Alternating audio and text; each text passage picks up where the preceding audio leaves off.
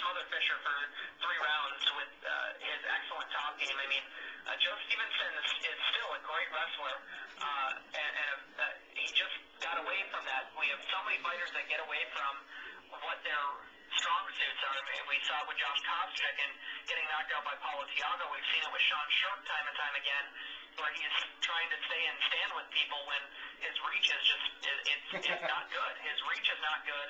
He's got the short little T-Rex arms, and he's sitting there trying to box with people that outreach him by about 4 inches, and he keeps getting pegged, and he keeps losing decisions. And I mean, Frankie Edgar picked him apart because of that reach advantage. If he would have shot in more than just in the 3rd round in that fight, he would have had a good chance of winning that fight. And, I mean, Sean Shark's not a bad fighter at all. Sean Shark is a former champion. He can still get back to that level. He just needs to get back to, what brought him to the dance. And same goes for Stevenson. That happened against Nate Diaz. And hopefully for him, we'll see that again on Saturday. I think that's going to be an excellent fight, though. Yeah. What brought Sean to the dance might not be what he's allowed to do anymore, though. Well, I mean, he'll debate that he actually did that, so.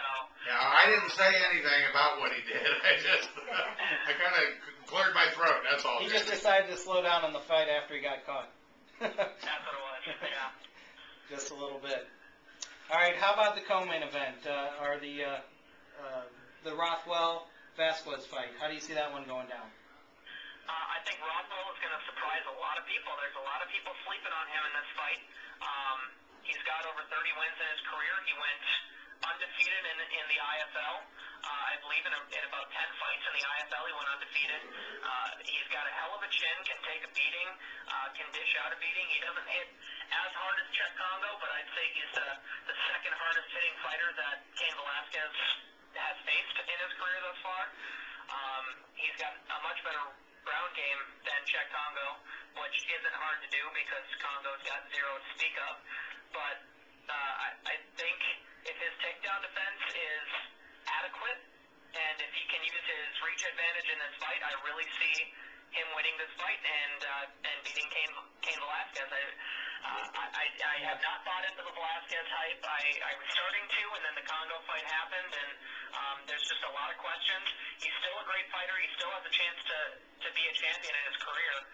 But the fast track is not going to get him there. I think he's going to suffer a setback here and become better because of it. I think Ben Rothwell wins this fight in the 2nd round with a TKO. I think his reach advantage will eventually work to his favor, and he'll knock down Velasquez with a couple of shots, and then he'll be able to work from the top. Wrestlers don't like being on their backs, and I think Rothwell might be able to put Velasquez there with punches, and he'll definitely not be able to just get easily smothered by Velasquez when Velasquez is in trouble, like happened in the Congo fight. So I think that this one is Rothwell's to take, and it's a definite underdog pick. The odds are in Cain's favor in this one, and the betting lines are for Velasquez in this one. But I really think Rothwell has a very good chance to win that fight.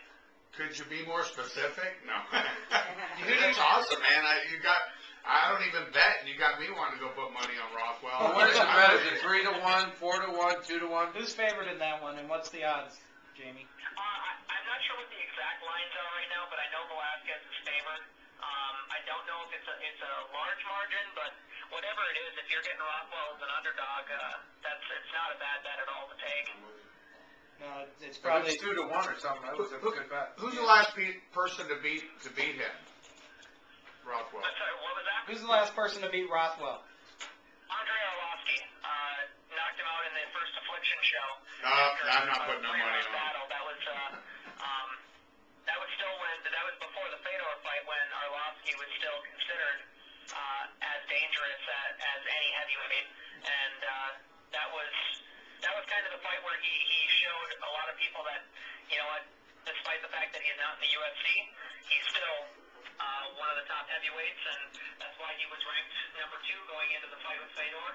He dropped off after that, and I think he took Brett Rogers lightly in June, and that's why he got knocked the hell out quickly. I think he took that fight lightly, and I think he wasn't prepared for it. His head was not on straight for it. But Arlovsky is also on the comeback now. He's down at Greg Jackson's camp in New Mexico for a week working down there. So a lot of things going on with the heavyweight division. So It's going to take more than a week to fix that chin. well, I mean, it's not just the chin. It was very bad mechanics in that fight with Rogers because he got hit with that first shot and he's immediately backing up. You don't Yeah. back up. We were lucky enough to be there. Like that. No, you're right. You're asking him to knock you out. Yeah, we were lucky enough to see that one live. It was the one that was here in St. Louis, and that was a treat for us. I think it would be a real treat if Rogers could do that to Fedor in November. Yeah, I'm hoping to see that one live. I'm waiting on my credential approval right now, and I plan on heading down to Hoffman Estates, Illinois, to the Sears Center to check that event out. I know we're waiting for our buddy Jamie Penicks to send us our ground and pound credentials to go along with this. Heck yeah, I'm waiting for that. Yeah, we got to hit the big time, go national. All right, what about the free fights on TV? Who's fighting in those? We've got Ryan Bader taking on Eric Schaefer. You got wrestler / kind of striker. Bader's a one-trick pony right now in his striking department, but he's got a gigantic right hand that can knock out just about anyone that sets in front of it. Schaefer's got a very good top game and a very good jiu-jitsu game, and will have a dangerous guard for Bader. So it's going to be hopefully an exciting fight. I think Bader is of the mindset that he needs to do something exciting in his next fight after a bit of a lackluster performance against Carmelo Moreno earlier this year. And then also we've got what might be the best heavyweight kickboxing bout inside a UFC cage that we've seen in a long time between Anthony Hardong and Pat Barry. Both of these guys have K1 credentials and are very good kickboxers as far as MMA is concerned, and neither has a ground game. I mean, if this fight goes to the ground, it's let's turn the channel because it's going to be ugly. But they're going to beat the hell out of each other for as long as that fight lasts. I think Barry's in trouble because he's giving up 5 inches and a lot of reach, and I think he's going to get a taste of his own medicine with a barrage of leg kicks from Hardong himself. So